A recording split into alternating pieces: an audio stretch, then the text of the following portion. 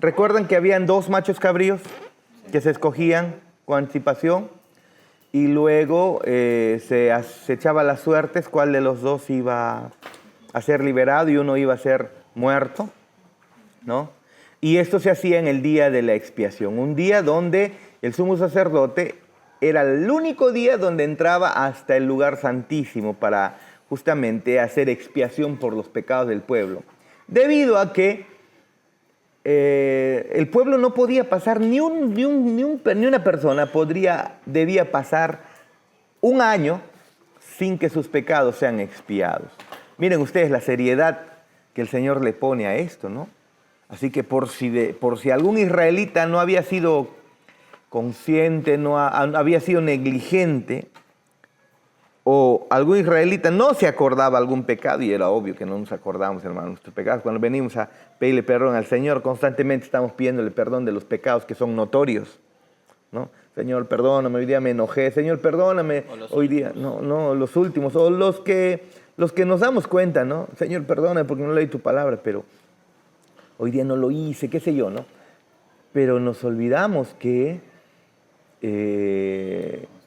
el solo hecho de no vivir para la gloria de Dios como Cristo lo hizo ya es pecado.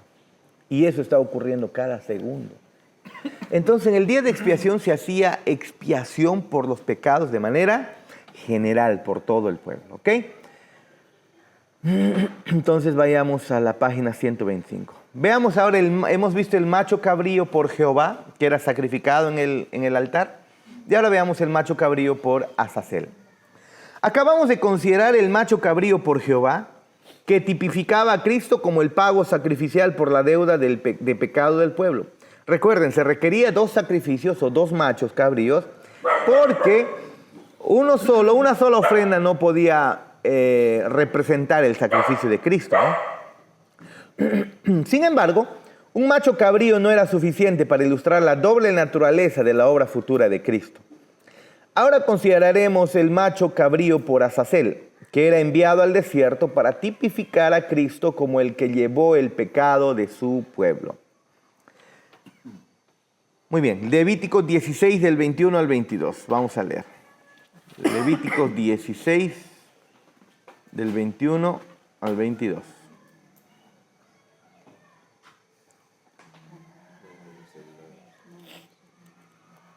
Levítico 16. A ver, vamos a pedir que 16, 20. A ver, yo nomás lo leo. Del 21 al 22. Leamos, dice.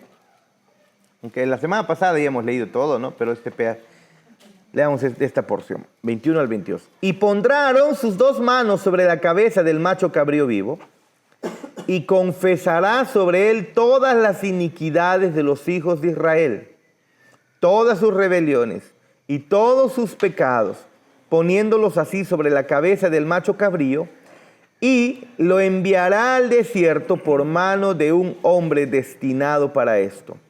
Y aquel macho cabrío llevará sobre sí todas las iniquidades de ellos a tierra inhabitada, y dejará ir al macho cabrío por el desierto.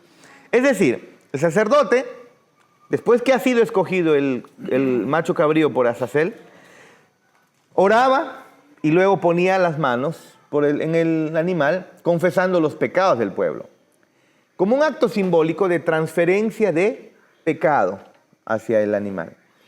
Ahora, el animal sería expulsado, sería sacado de la congregación o del pueblo. Recuerden que en el Antiguo Testamento no se decía iglesia, ¿no? Pero algunos dicen, no, la palabra iglesia recién está en el Nuevo Testamento. Espérate, se decía congregación, ¿sí o no? No, la iglesia comienza en el Nuevo Testamento, claro, institucionalmente en el Nuevo Testamento, pero la iglesia como pueblo de Dios en realidad existió desde el Antiguo Testamento, y claramente dice la congregación, ¿no? Constantemente se habla acerca de la congregación, el pueblo de Dios como Israel, o la congregación incluso también decía, y la iglesia pues es la congregación de los hijos del Señor, ¿no? En fin, en otro momento tocaremos ese tema.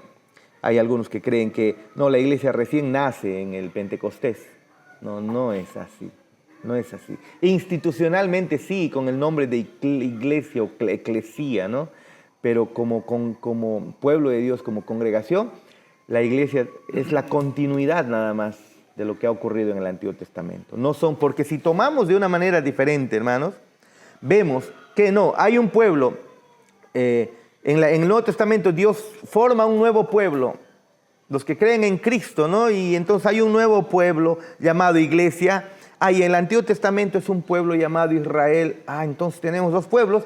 Tranquilamente, hermanos, podemos ser dispensacionalistas como MacArthur, que obviamente lo respetamos, lo amamos, lo queremos en todo lo que enseñe, pero tomamos distancia de la postura escatológica del dispensacionalismo, donde se cree que Dios al final tiene dos pueblos.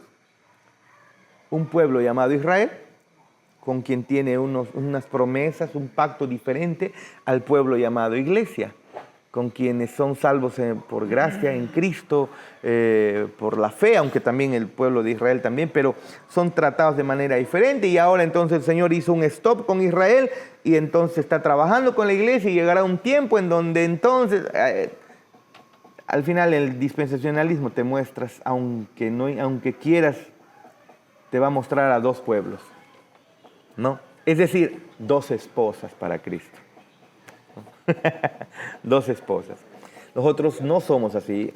Nosotros, debido a nuestra confesión y aparte por el entendimiento que tenemos de la escatología, somos amilenialistas, ¿no?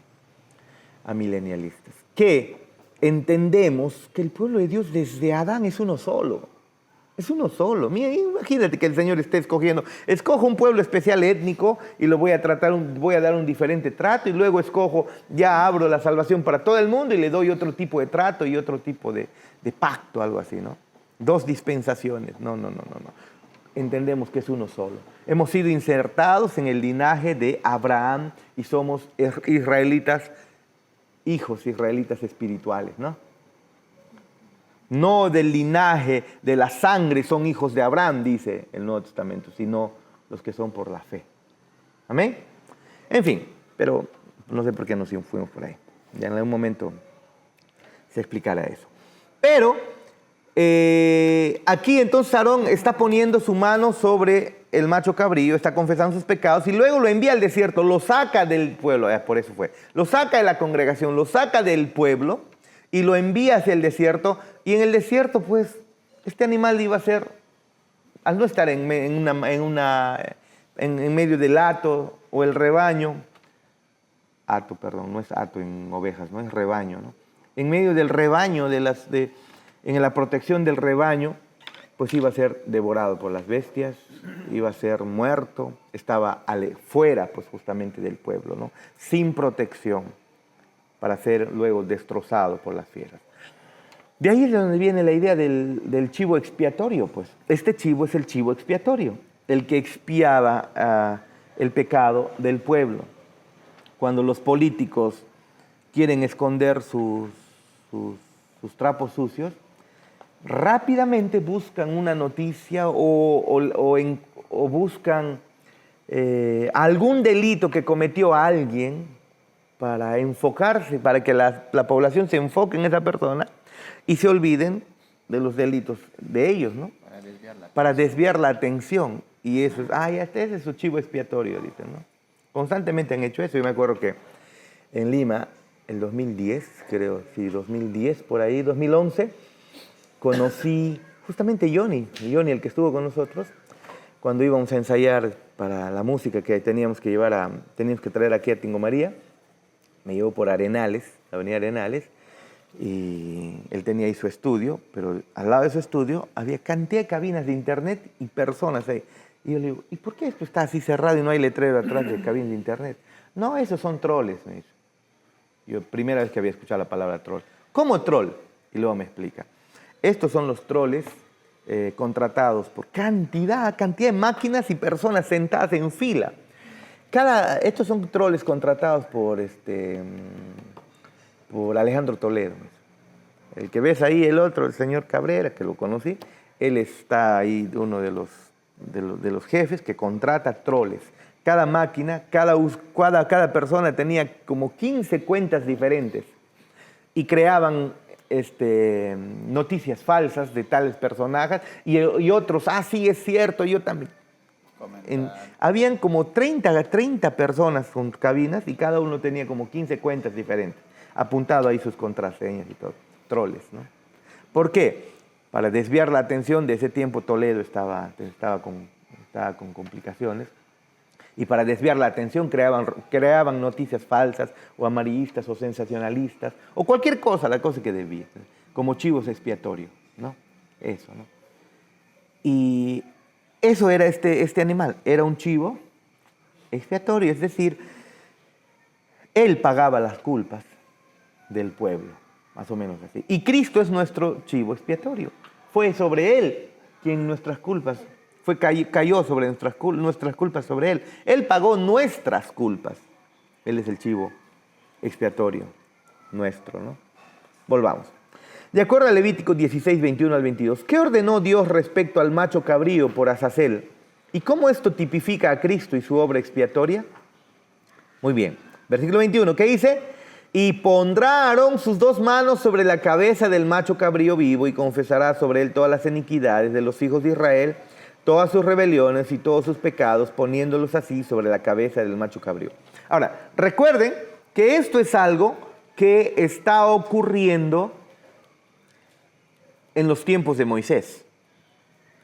Pero aquí con Moisés ya está siendo ordenado, ya está quedando como una orden establecida y va a quedar escrito. Pero vayan a Job, por favor.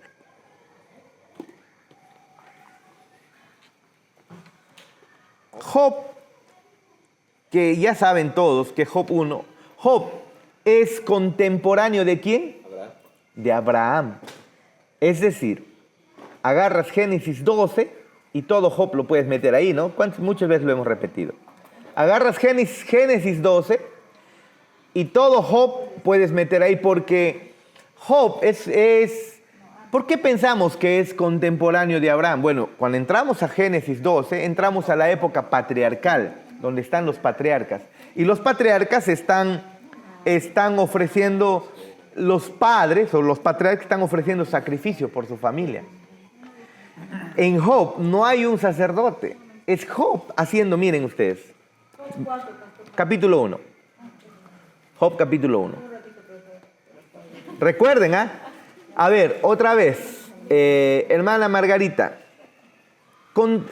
si quisiéramos insertar Job, imaginen que sea un casillero, ¿no? Porque Job, por más que esté en la mitad de nuestra Biblia, muchos se equivocan al creer que entonces la historia de Job está después de todos los libros anteriores, inclusive los de Éxodo, Levítico, Números, de Deuteronomio. Pero no, ¿dónde podemos ubicar a Job, hermanita? No, acá está, yo diría en Génesis. Claro, en Génesis capítulo 12 aproximadamente, ahí, paralelo, podríamos pensar que Job está transcurriendo la historia. Tal vez hasta llegaron a conocerse, no lo sabemos. ¿Pudieran haberse conocido? No lo sabemos. Pero miren lo que está haciendo Job. Hubo en tierra de Uz un varón llamado Job, y era este hombre perfecto y recto, temeroso de Dios y apartado del mal. Ahora, cuando dice perfecto y recto, perfecto, ¿cómo es que el ser humano gana perfección? Porque esto es una pregunta, él cita, así como muchas que podría venir, pero espérate. ¿Cómo es que es perfecto?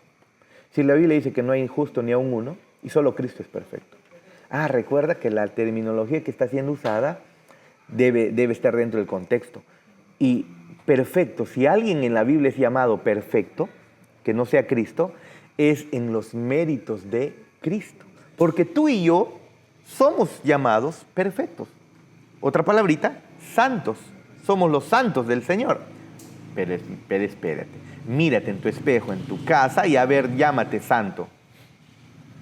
Yo creo que nosotros mismos nos avergonzaríamos de lo que somos, ¿no? O de lo que todavía no somos como Cristo perfectos. Todavía un enojo por ahí, qué sé yo, un pensamiento de ultratumba que puede avanzar, no sé.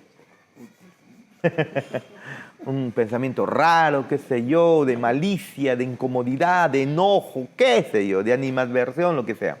Y es pecado, obviamente, ¿no? Pero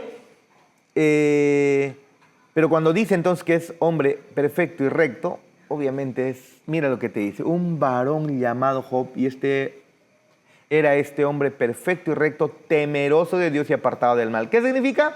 Toda esta perfección en los méritos de Cristo, porque más adelante tú encuentras que Job dice, yo sé que mi Redentor vive. ¿De quién está hablando? De Cristo. Y con él yo me voy a levantar. Él había pues depositado su fe en Cristo. Así como Abraham creyó a Dios y le fue contado por justicia, igual a Job también. En los méritos de Cristo él era llamado hombre perfecto y recto. Obviamente al conocer a Dios en intimidad, al entender su pecado, él también se aleja del suyo, ¿no? Cada vez más. A eso es, ¿sí? Pastor, una preguntita. Si, digamos, acá habla que no Job era un hombre perfecto, ¿no? Pero en ese tiempo todavía no existían los mandamientos, ¿no? No se había dado. Entonces, ¿en base a qué? ¿Cómo se medía? Justamente lo que estaba explicando, igual que Abraham, por solamente la fe en Cristo. Solamente por la fe en Cristo. Y mira, justamente a eso voy. ¿Cómo sabemos que él está creyendo en un Redentor? ¿Cómo sabemos que él está creyendo en que en el futuro vendrá la simiente de la mujer que vencería a Satanás? Porque, recuerden, él también, obviamente, porque oralmente habrá llegado la verdad o la historia de que Adán y Eva fueron malditos por Dios, y la promesa del evangelio de la redención se transmitió de generación en generación oralmente hasta que Moisés luego escribe, ¿no? Señor, le llega a Moisés todo el relato de Génesis, porque Moisés no estaba en Génesis, ¿no?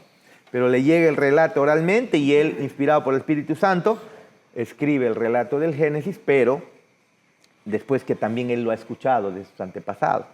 Entonces, Job pues también hace lo mismo, ¿no? Job entiende que para acercarse a Dios tienes que hacerlo a través de sacrificios. Miren, y le nacieron 7 hijos y 3 hijas. Su hacienda era 7,000 ovejas, 3,000 camellos, 500 yuntas de bueyes, 500 asnas. Miren, la riqueza no era contada en dinero. La riqueza era contada en animales. Por lo tanto, época patriarcal, ¿no? 500 yuntas de bueyes, 500 asnas, muchísimos criados, y era aquel varón más grande que todos los orientales. E iban sus hijos y hacían banquetes en sus casas, cada uno en su día, y enviaban a llamar a sus 3 hermanas para que comiesen y bebiesen con ellos.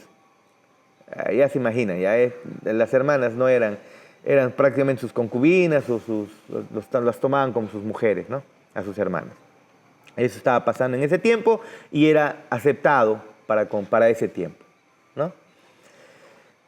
Y acontecía que, habiendo pasado en turno los días del convite, Job enviaba y los santificaba. ¿Cómo? Y se levantaba de mañana y ofrecía holocaustos conforme al número de todos ellos. Porque decía Job, quizá habrán pecado mis hijos y habrán blasfemado contra Dios en sus corazones. De esta manera hacía todos los días. ¿Qué hacía?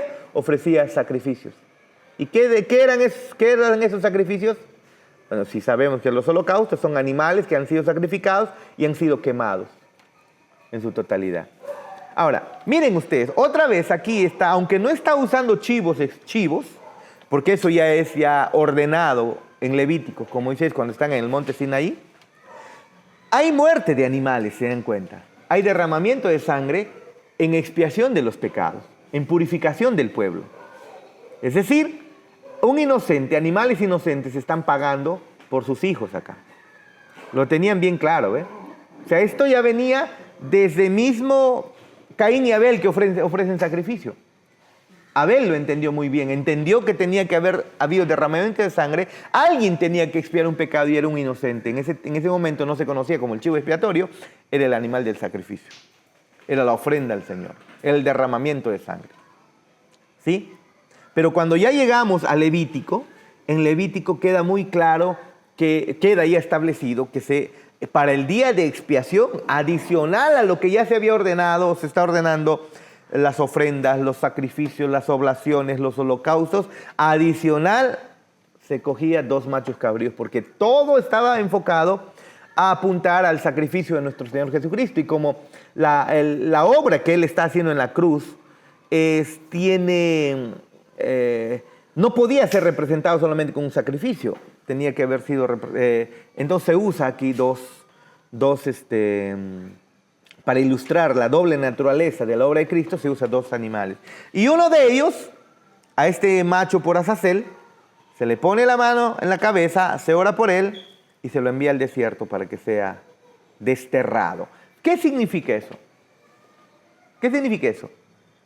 Que éste estaría llevando los pecados y estaría recibiendo lo que nosotros merecemos. ¿Y qué es lo que merecemos? El destierro, la separación de la comunión con Dios y su pueblo.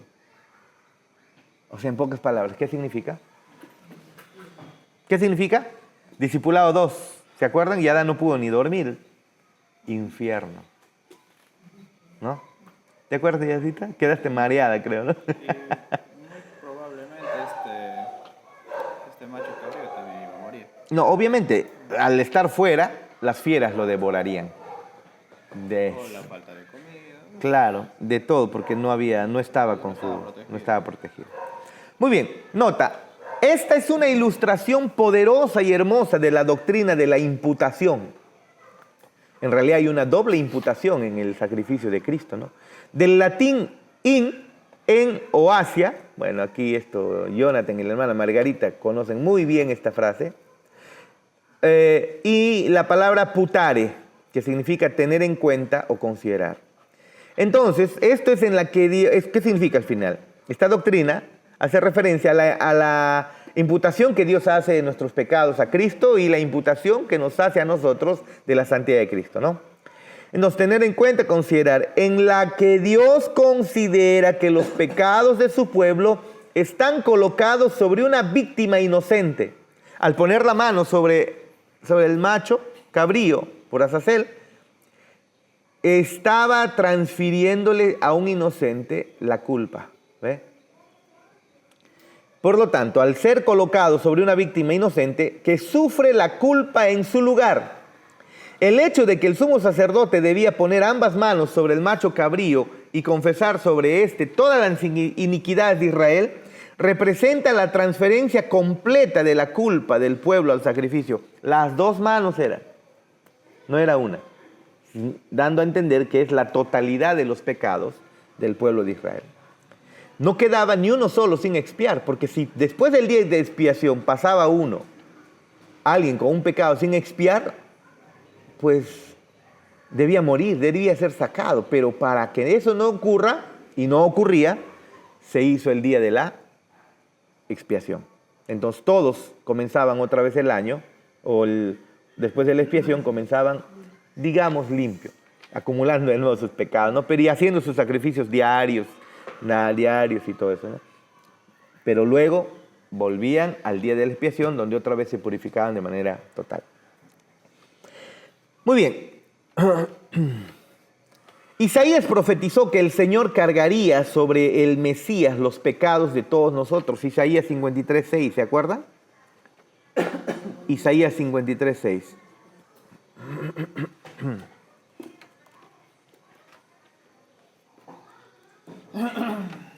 Isaías 53:6 dice: todos nosotros nos descarriamos como ovejas, cada cual se apartó por su camino, mas Jehová transfirió en Cristo, imputó a Cristo el pecado de todos nosotros. ¿Cómo se transfería, cómo se imputaba el pecado al macho cabrío? Poniendo las 2 manos. Y lo que el Padre hizo es imputar nuestros pecados ¿a quién? Aquí la frase que se usa es: cargó en Cristo el pecado de todos nosotros. ¿Ve? 53. Isaías 53:6.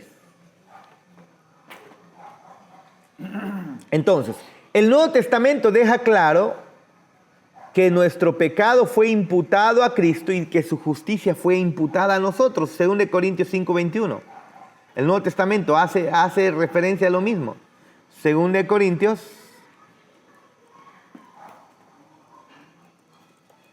¿cuánto? 5:21. 5:21. Miren, acá claramente dice que Cristo no conoció pecado, no hizo pecado, perfecto, verdaderamente perfecto. Pero por nosotros lo hizo pecado. Es decir, mas Dios imputó a Cristo nuestro pecado. ¿Para qué?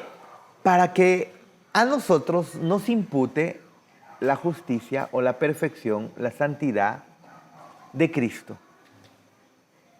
¿Ves? ¿Se dan cuenta? Es lo que está. ¿Te das cuenta que todas las doctrinas encajan y tienen sentido? Un texto no debe ser interpretado fuera de las Escrituras, ¿no? Debe ser interpretado a la luz de otros más. Al que no conoció pecado, por nosotros le hizo pecado. ¿Cómo lo hizo pecado? Le imputó nuestra justicia, para que nosotros fuésemos hechos justos de Dios en Él, para que nosotros seamos considerados santos. Por eso es que entonces tú encuentras en cada libro que escribe, en cada carta que escribe el apóstol Pablo, cuando comienza a hacer su saludo, a los santos de Éfeso, a los santos de Corinto, a los santos, y comienza constantemente a los santos y especialmente a los santos de Corinto. Deberían decirle a los diablos de Corinto, ¿no? Porque eran más terribles. Estaban intentando imitar el Pentecostés hablando lenguas mal habladas, idiomas mal hablados, balbuceando, queriendo imitar, queriendo sentir espirituales. Creían que los dones sobrenaturales estaban por sobre encima, ponían énfasis sobre ello en vez de mostrar amor, misericordia. Había un hombre acostándose con la mujer de su papá. En fin, terrible, Corintios. Y el apóstol Pablo les llama santos. O mejor dicho, ¿por qué les llamaría así? Porque Dios imputó el pecado nuestro a Cristo y Dios imputó la santidad de Cristo a nosotros, sin que tú y yo hayamos hecho nada. Bueno, perdón, no es que no hicimos nada, sí hemos hecho mucho. ¿Qué hemos hecho? Pecar. ¿No? Preguntas, por favor. Preguntas. Vamos, preguntas. Esa es entonces la idea o la figura del chivo expiatorio, de Cristo, el chivo expiatorio. ¿Alguna pregunta, por favor? O el macho cabrío. Cristian. No tiene mucho que ver con esto, sino que la semana pasada no le entendí por qué lo referenciaban a Satanás con el macho cabrío. Recuerda que Azazel era desterrado al desierto. Azazel estaba representando todo el pecado. Lo que le ocurre a aquel que está lleno de pecado, ¿qué le ocurre? Es condenado. Y seguramente en el tiempo entendieron que le pusieron el nombre Azazel a Satanás, o pensaron que Satanás era Azazel, pero eso ya es invenciones, ¿no? ¿Y Azazel qué significaba? Hay varias posibilidades. Una de ellas es que Azazel significa justamente una cabra, ¿no? Un macho, una cabra. Ahí está la explicación. ¿Te acuerdas? Sí. Una cabra. O sea, no entiendo, aún así no entiendo por qué le referenciaron con Satanás. Es como que, No tenía nada que ver. claro, en realidad no, pero el macho cabrío era maldito, pues. Recuerden que era maldito. Al ser mandado al desierto, el macho cabrío estaba maldito. Yo creo que Era maldito por Dios. Todos y pensaban que a uno es Cristo el que muere y el que lo desierta. Podría ser, pero el otro es que es maldito. El macho cabrío expulsado de la congregación es maldito. ¿Quién es prácticamente que va a ser maldito por toda la eternidad? Pero en primer lugar, así lo fue Satanás. Fue sacado de la comunión con Dios y expulsado para ser condenado para siempre. Y entonces seguramente vieron eso en el macho cabrío y lo llamaron a hacerlo. Me imagino que es reciente, ¿no? Después de Claro, eso ya la invención que hicieron los recientemente por ahí, ¿no? Eso, exactamente eso. Ok. Muy bien, puedes cortarlo ahí si quieres para iniciar la otra clase. ¿Falta? No, lo hemos terminado. La 126. 126. Ay, perdón, el versículo 10. ¿Dónde estamos? 22. Qué barbaridad, qué barbaridad. Yo ya les quiero dejar Falta una nota. falta, tiene razón. Este es del versículo 22. Ya lo vimos, pero falta la nota. Segunda de Corintios. Estamos en 2 Corintios, estamos en 2 Corintios. 2 Corintios 5, 21. Ya hemos terminado ya. Este es del Levítico, la 22. Ah, falta, tienes razón, la B. B. Sigamos. Versículo 22. Y aquel macho cabrío llevaría sobre sí todas las iniquidades de ellos a tierra inhabitada. En realidad, pues representa a Cristo. Es Cristo, ¿no? Como dice Cristian, qué locos para estar atribuyendo el macho cabrío a Satanás, ¿no?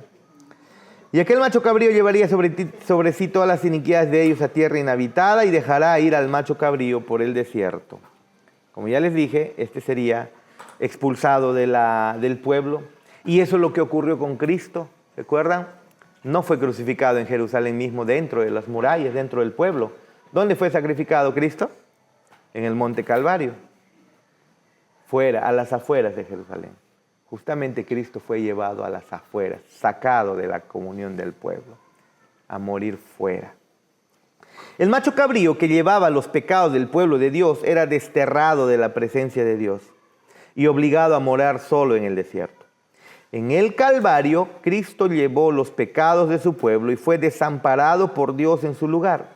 Por esta razón Él clamó desde la cruz, ¿no? Dios mío, ¿por qué me has desamparado? Fue sacado fuera, ¿no? Mateo 27, 46. Como el macho cabrío que vagó por el desierto y los cuerpos de los animales del sacrificio que eran quemados fuera de la puerta, así Cristo padeció fuera de la puerta de la ciudad y fue abandonado para morir apartado de Dios y del pueblo de Dios. Hebreos 13, leamos. 13, 11. Hebreos 13, 11. No vayan a decir que, por favor, abran la carta a los borrachos, dicen, ¿no? ¿Cuál carta? A los ebrios, dicen. Nada, no es ebrios, es hebreos. Dice el versículo 11.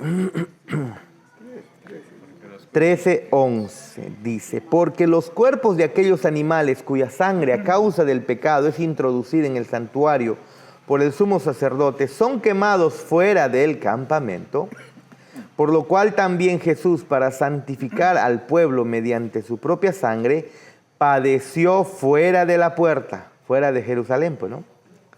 Salgamos pues a él, fuera del campamento, llevando su vituperio. Porque no tenemos aquí una ciudad permanente, sino que buscamos la porvenir. Vayamos a correr a Él, ¿no? Corramos a Él, hacia donde Él está. Así que ofrezcamos siempre a Dios por medio de Él sacrificio de alabanza, es decir, fruto de labios que confiesan su nombre. Y de hacer bien y de la ayuda mutua no os olvidéis, porque de tales sacrificios se agrada a Dios. Ya no tenemos que sacrificar nada, sino que como evidencia de haber sido salvados y haber creído todo esto, es que nosotros obramos con bien y eso es del agrado de nuestro Dios. En Cristo, porque recuerda que tú puedes hacer bien fuera de Cristo y eso es aborrecido por Dios. ¿Te acuerdas? Si las oraciones incluso de aquellos que no son sus hijos, Dios las abomina, dice. ¿Por qué recibe las nuestras si todavía somos pecadores? Porque estamos en Cristo, imputados la santidad de Cristo. Y en la práctica tenemos que también crecer en santidad. Pastor, Dime. ¿qué es vituperio? Como afrenta, castigo, consecuencias de ofensas, ¿no? Está cargando nuestras ofensas, nuestra carga, hasta está siendo vituperado, está siendo injuriado, está siendo, lo están tomando como un ladrón, lo están acusando, ¿no? Eso. Pastor, ¿por qué si sabemos, ¿no?, que Jesucristo ya fue el último sacrificio? Al día de hoy los judíos esperan construir el tercer templo, ¿no? Y ahí dicen que van a seguir haciendo sacrificios. Entonces ellos no creen, ¿no?, en lo que está escrito. Claro, justamente tenemos que volver a Isaías 53. Miren, lean Isaías 53. Isaías 53 fue escrito en el año 725 aproximadamente antes de Cristo, porque Isaías estuvo por esas épocas. Es decir, 7 siglos antes de Cristo aproximadamente, ¿no? Ya. 725 antes de Cristo aproximadamente. Pero espérate, esto es antes, cercano nomás, en el 725, cuando está próximo, creo que a ser llevado al exilio el Reino del Norte. Unos 100 años después aproximadamente va a ser llevado al exilio el Reino del Sur, Judá, en el 605 hasta el 585, creo. En 3 incursiones van a ser llevados al exilio ellos. Pero el pueblo de Israel ha estado con el pueblo de Judá ahora, los judíos, o el Reino del Norte, el Reino del Sur, los israelitas ya al final, han estado pasando de reyes tras reyes tras reyes hasta que son llevados cautivos. Primero a Babilonia, los del Reino del Norte, y luego, a Siria, los del Reino del Norte, y luego a Babilonia, los del Reino del Sur. Desde ahí ellos van a ser esclavizados, son esclavizados por esos pueblos, ¿no? Pero en el año 725 aproximadamente, cuando se escribe, Judá está todavía... en el Reino del Sur aunque está en peligro, y los profetas se habían levantado para advertir al pueblo, arrepiéntanse. Constantemente los profetas decían, arrepiéntanse, que el juicio de Dios viene, arrepiéntanse. Ellos no hacían caso. Pero en medio de eso, Isaías escribe Isaías 53. Recuerden, estamos casi 720 años antes del nacimiento de Cristo. ¿Ok? Ya las leyes del Antiguo Testamento ellos ya lo tenían debido a que Moisés les había dado la ley mosaica, ya había todo el Pentateuco y muchos otros libros más. Pero aquí escribe, en medio de que el pueblo está esperando al Mesías, el corazón del pueblo ha crecido en la esperanza del Mesías, de que vendrá el Mesías, el enviado de Dios, el hijo de la promesa. El hijo que Dios ha prometido a Abraham vendrá y entonces solucionará todas las cosas. En medio de eso, escribe aquí a Isaías, pero si te das cuenta, la manera como escribe Isaías es, miren ustedes por acá. Aquí está la ley mosaica que se ha dado y todo el sistema ceremonial. Aquí está Isaías escribiendo este texto y aquí está el nacimiento de Cristo. Pero la manera aquí que está el nacimiento de Cristo. Otra vez, aquí está la ley mosaica, el Antiguo Testamento, Moisés dándole los 10 mandamientos y todas las leyes, Génesis, Éxodo, Levítico, Número, Deuteronomio, por acá, ¿no? Pero especialmente Levítico, Éxodo, Levítico. Aquí escribe Isaías y 700 años después van a ser Cristo. ¿Ok? 700 años después es Cristo crucificado. Entonces, Isaías es escrito, Isaías 53 es escrito como si fuera el futuro, aquí, después de la muerte de Cristo. Leamos. Es un judío hablando como el pueblo de Dios. Es los judíos aquí hablando. Dice, ¿quién ha creído nuestro anuncio? ¿O sobre quién se ha manifestado el brazo de Jehová? Subirá cual renuevo delante de él y como raíz de tierra seca. No hay parecer en él. Está hablando de Cristo, recuerden que ya lo sabemos. Está hablando de Cristo. No hay parecer en Jesús, digamos, ¿no? Ni hermosura. Le veremos, mas sin atractivo para que le deseemos. algunos que creen que Jesús era guapetón, era un One Direction. No, nada de eso, ¿no? No era un Christian Meyer, no sé qué actores, un Paul Rivera, ¿no? Paul Washer dice, humilde Paul. Un Henry vamos a decir, para que quede grabado, ¿ya? Un cálculo renal. Dice.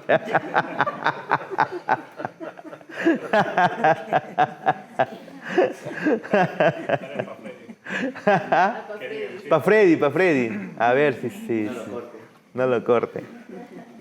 Entonces, él está escribiendo aquí un judío, ¿no?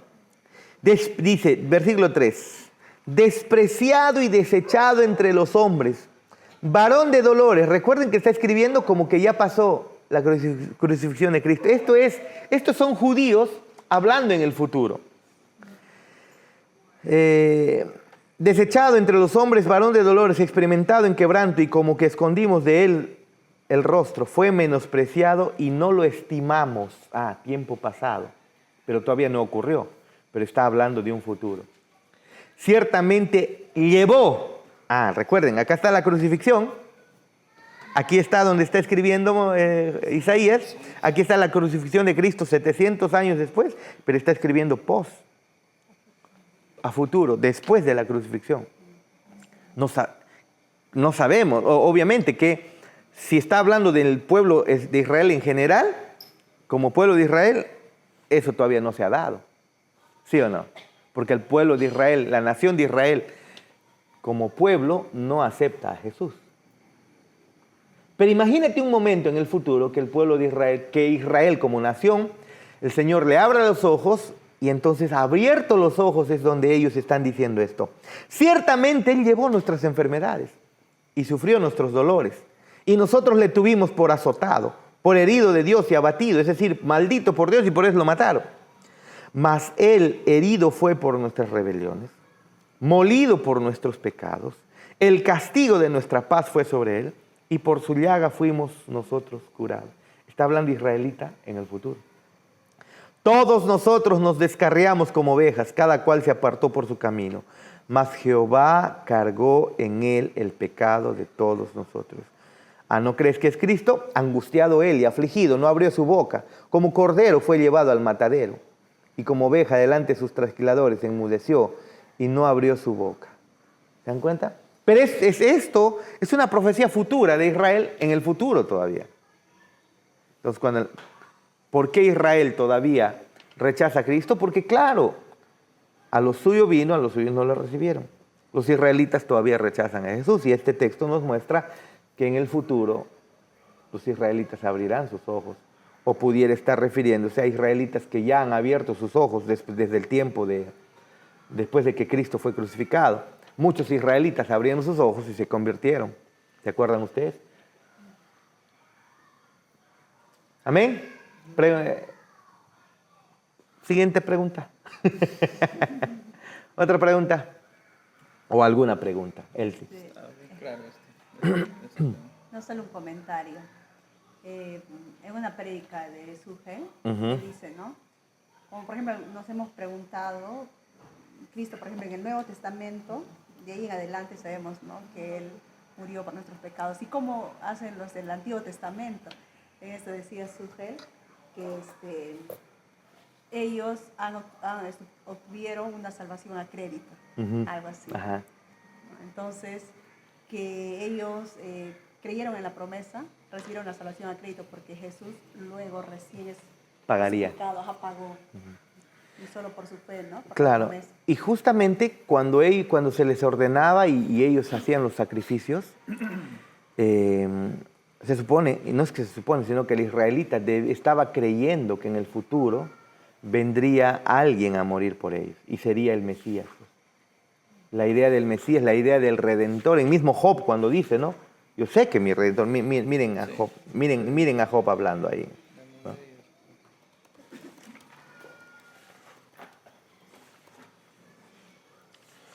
Job 19, 25 dice, Job, yo sé que mi Redentor vive. Espérate, ya hemos visto qué significa redimir. Cristo es nuestro Redentor. ¿Qué significa? Él hizo nuestro pago, el pago por nosotros para liberarnos de la esclavitud, ¿no? Y Él fue el pago. Yo sé que mi Redentor, es decir, yo sé que aquel que sería sacrificado, ¿no? El que redimiría mis pecados. La idea de redención implicaba ¿qué cosa? Un pago, un sacrificio, un pago con derramamiento de sangre. Yo sé que mi Redentor vive. No lo tenían bien claro, no sabían seguramente que se llamaría Jesús, aunque Josué, la palabra Josué significa Jehová salva, Jesús también significa Jehová salva, ¿no? Pero no sabían todo, que nacería exactamente de Job, no lo sabía que nacería de una virgen, porque eso recién es anunciado en uno de los profetas menores, ¿no? Que nacería en Belén de Judea, que entraría en un pollino, en fin, no sabían. No sabía que iba a ser crucificado en una cruz, no lo sabía. ¿Pero qué sabían? Que Dios enviaría un Redentor. Eso lo sabían. Y haciendo ello, entonces tipificaban o ejemplificaban o sacrificaban, sus sacrificios lo traían en representación de ese futuro Redentor que vendría. Todos lo sabían, este sacrificio representa a algo que va a ocurrir, Dios va a hacer en el futuro. Esto lo representa. Y yo sé que entonces en el futuro Dios verdaderamente me redimirá totalmente, y entregaban su sacrificio. Entonces cada vez que lo hacían estaban confiando en Cristo oscuramente. Es como que tienes un lente que está todo opaco y ves algunas cositas como para que te puedas mover, ¿no? Para nosotros ha sido limpiado el lente completamente. Pero ellos, miren ustedes, la fuerza del objeto de la fe, no de la fe. ¿Ve?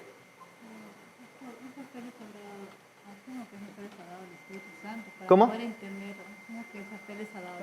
Claro que sí proviene de Dios. El mismo hecho de, como dice, no has visto, no conoces, y de poder entender de que sí tengo pecado, de que sí necesito un Salvador y creer en eso, tener la convicción de que sí necesito salvación, solamente te trae conocimiento de pecado del Espíritu Santo. Solo el Espíritu Santo, porque si no, si te das cuenta, a todos nos gusta creernos santos. A ver, que escucha nomás que te digan, así en una conversación a escondidas de dos personas que te conocen y que de repente digan de ti, oye, ¿sabías? Él sí es bien mala, muy mala es él. ¿Cómo te sentirías, él? Honestamente. Señor, ¿te lo llevas o te lo mando, no? Porque no nos gusta tanto la idea de maldad, ¿no? De que somos malos, pero sí lo somos. Por más que creyentes que somos, todavía el mal, como dice Pablo, mora en nosotros. Y no lo queremos reconocer, pero el Espíritu Santo te trae esa convicción, ¿no? No, en realidad sí lo soy.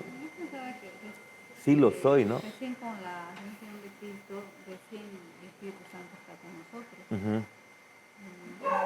¿Cómo? Yo pensé que cuando Cristo recién asciende, el desmayo de Jared, pues no ha volado con el Espíritu Santo. Resumir que recién ahí es el Espíritu Santo quien está con Claro, Él envía como el sello de su salvación, lo envía y se muestra más evidente en el Nuevo Testamento, que ya no es quitado, ¿no?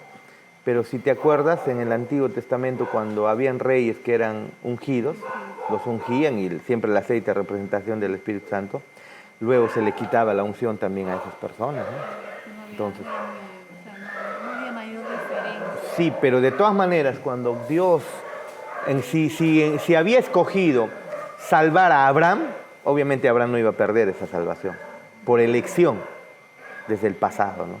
No lo iba a perder. Y el Espíritu Santo estaría en él, seguramente. Pero en el Nuevo Testamento ya se nos muestra la revelación total de que Él es el sello y que no se va en nosotros. Por eso es que nosotros no creemos en que tengo, hermano, venga, está con ira. Bueno, espíritu de ira, fuera en el nombre de Jesús, espíritu de ira, fuera. ¿Por qué? Es absurdo. Si tenemos al Espíritu Santo, el maligno no nos toca, ningún demonio entra a nosotros. Pero si el hermano es un enojón, hermano, te estás dejando de ver lo que Cristo ha hecho por ti. Deja tu pecado, es Él, ¿no? Es Él, no es un demonio, no es ningún demonio. Pero ellos, los del Antiguo Testamento, todititos, incluyendo a Adán, tengan cuidado, no se vayan a ver metido en la... Incluyendo a Adán, ¿cómo? A ver, hermana Margarita, ¿cómo fue salvo Adán?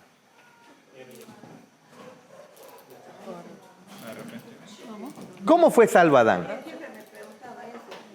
Si Cristo murió en el Nuevo Testamento recién, ¿cómo murió Adán? ¿Cómo murió Isaías que escribió de Cristo? ¿Cómo murió, fue salvo Adán, Noé, Isaías, Set, Moisés? ¿Por qué? Porque ¿cómo fue salvo, hermana Margarita? Por la fe en la promesa. Recuerden que en Génesis 3 ya hay una promesa. El anuncio del evangelio conocido como protoevangelio se da en Génesis 3, capítulo 14 y 15. Lean de nuevo, por favor. Y esa promesa se pasó De boca en boca. De boca en boca. Aparte que en el corazón todos sabemos que necesitamos arrepentirnos. Todos lo sabemos. 3, 14, 15, a ver. Pero terminando lo de Job, dice, yo sé que mi Redentor vive y al fin se levantará sobre el polvo. Y después de deshecha esta mi piel, en mi carne de ver a Dios, al cual veré por mí mismo y mis ojos lo verán. Y no otro, aunque mi corazón desfallece dentro de mí, yo lo voy a ver. Se va a levantar. Él no sabía que iba a resucitar.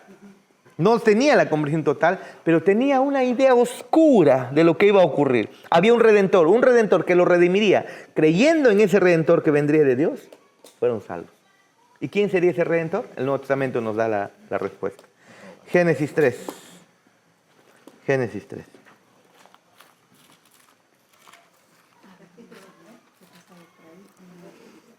Pero la serpiente era más astuta que todos los animales del campo que Jehová Dios había hecho, la cual dijo a la mujer, con que Dios ha dicho, no comáis de todo árbol del huerto, ¿no? Siempre Satanás, su ataque no es poseyendo a las personas, haciéndoles revolcar en el piso, gritando, no. El ataque de Satanás es solo usar la palabra de Dios y llevarte a confusión. Cambiar, distorsionar en un punto la palabra de Dios y ya te llevó a confusión. Toda doctrina falsa está gestada en Satanás, hermanos. Igual somos hermanos todos, y ellos creen en liberación de demonios, ustedes son, pero son nuestros hermanos. Toda doctrina falsa está gestada en Satanás. No, pero ese pastor es, incluso hasta ahora más que el pastor Jarvis, ¿no?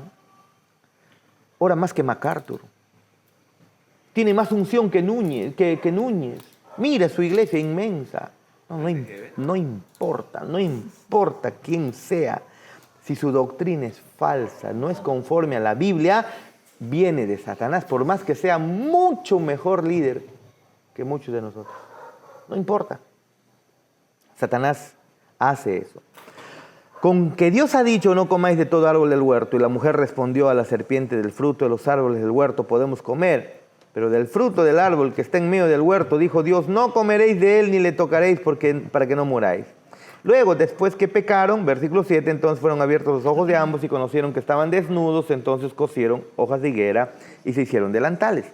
Y oyeron la voz de Jehová Dios que se paseaba en el huerto al aire del día, y el hombre y su mujer se escondieron de la presencia de Jehová Dios entre los árboles del huerto. Mas Jehová Dios llamó al hombre y le dijo, ¿dónde estás tú? Cuando lean en Génesis, yo sé que van a tener preguntas, pero no es que Dios sabe todo, no es que es omnipotente. ¿Por qué tiene que buscar y no sabe dónde está Adán?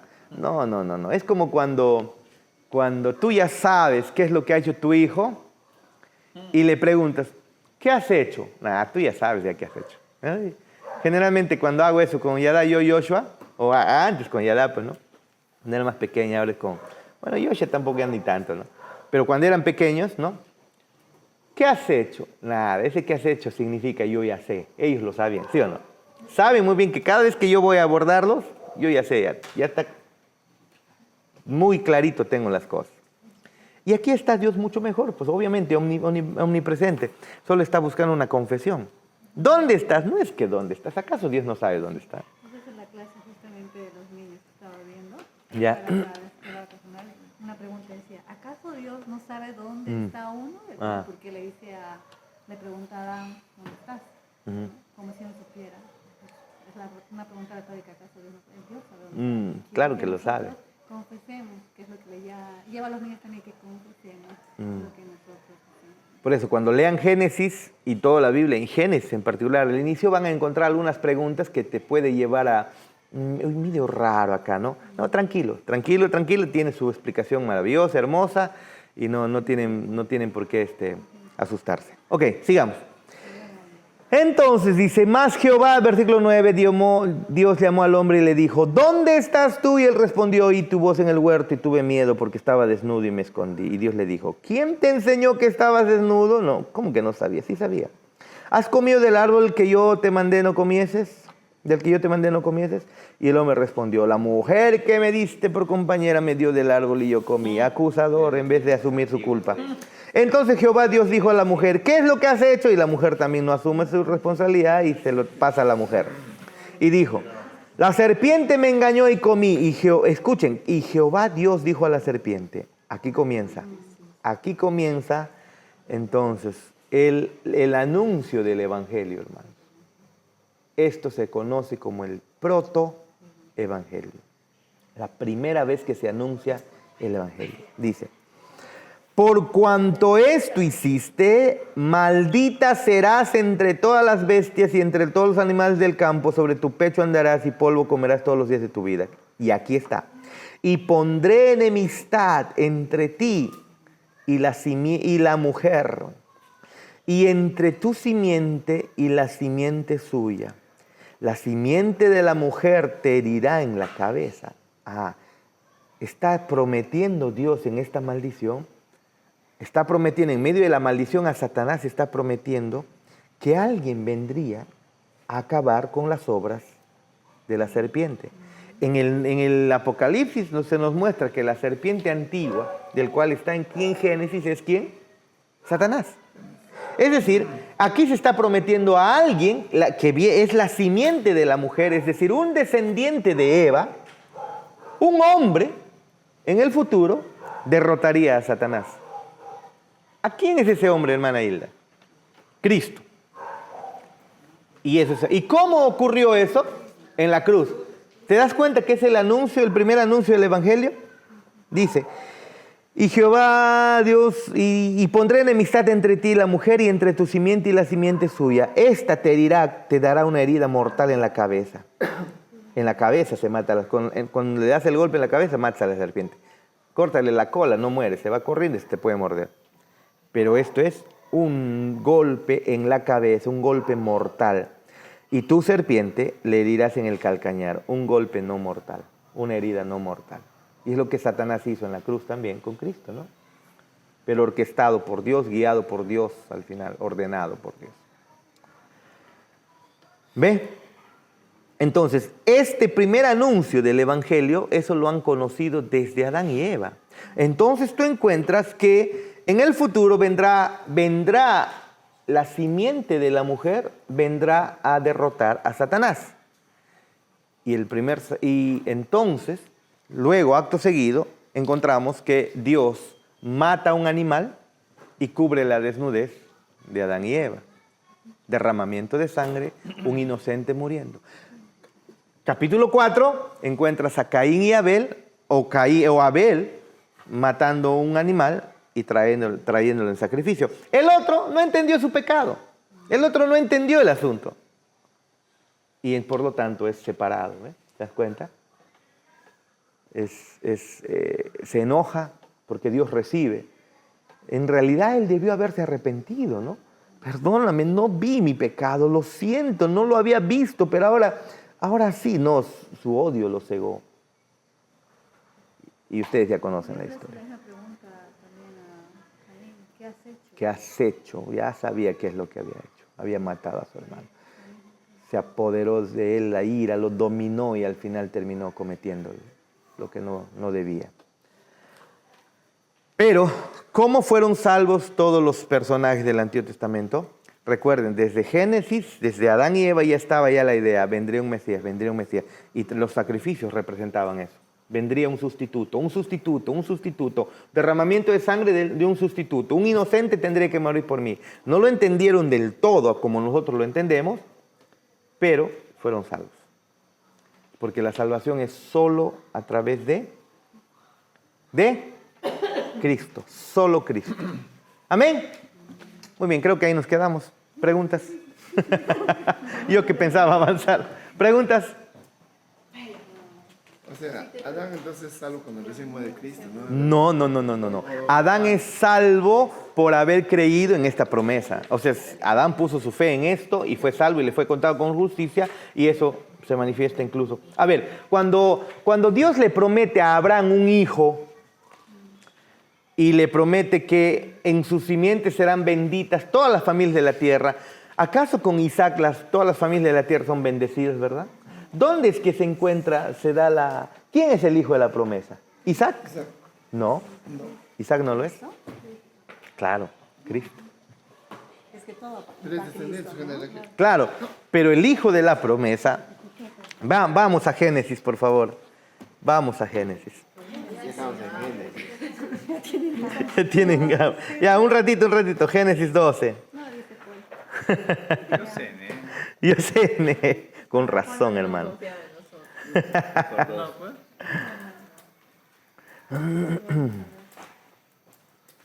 Pero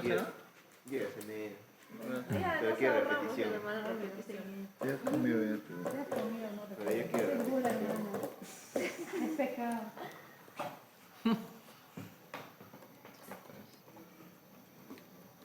¿Tienen Génesis? ¿Sí? Génesis. Génesis 22. Ya, el que encuentra primero come doble, ¿eh? Vayamos al 22. Vayamos al 22. Solo para los que están con Biblia, ¿ya? Amén. 22, 18. 22. Escuchen, el versículo 18, después que iba a sacrificar a su hijo, ¿no? 22, 18. 22, 18 dice, ¿no? Desde el 15, llamó el ángel de Jehová a Abraham por segunda vez del cielo y le dijo, por mí mismo he jurado, dice Jehová, que por cuanto has hecho esto y no me has rehusado tu hijo, tu único hijo, cuando lo mandó a sacrificar a su hijo, de cierto te bendeciré y multiplicaré tu descendencia como las estrellas del cielo y como la arena que está en la orilla del mar, y tu descendencia poseerá las puertas de sus enemigos. En tu simiente, palabra simiente, igual que a Eva, igual que a la serpiente, en la simiente de la mujer. En tu simiente serán benditas todas las familias de la tierra, por cuanto obedeciste mi voz. En tu simiente. ¿Quién es esa simiente? No es Isaac, porque vemos a Isaac, no es perfecto. También es otro igual que su papá, mentiroso, terrible. ¿Quién va a ser? Jacob. Jacob es peor, hermanos, engañador. ¿Quién es? David. David, Dios mío, ni David es ejemplo. ¿Quién es el verdadero hijo de Dios? La simiente, que vendría de la simiente del ser humano. Cristo. En tu simiente es Cristo. Pero antes que pensábamos nosotros, Dios ha dicho que en nuestra simiente, toda la familia de la tierra van a ser benditas por mí, por eso tócame, bendíceme, porque yo cargo bendición. Tonterías, ¿no? Si se dan cuenta, es absurdo, es asqueroso comparado a lo glorioso a la verdad que esto significa, que es más glorioso, ¿no? ¿Se dan cuenta? ¿No? Habla de Cristo, no de nosotros. Muy bien.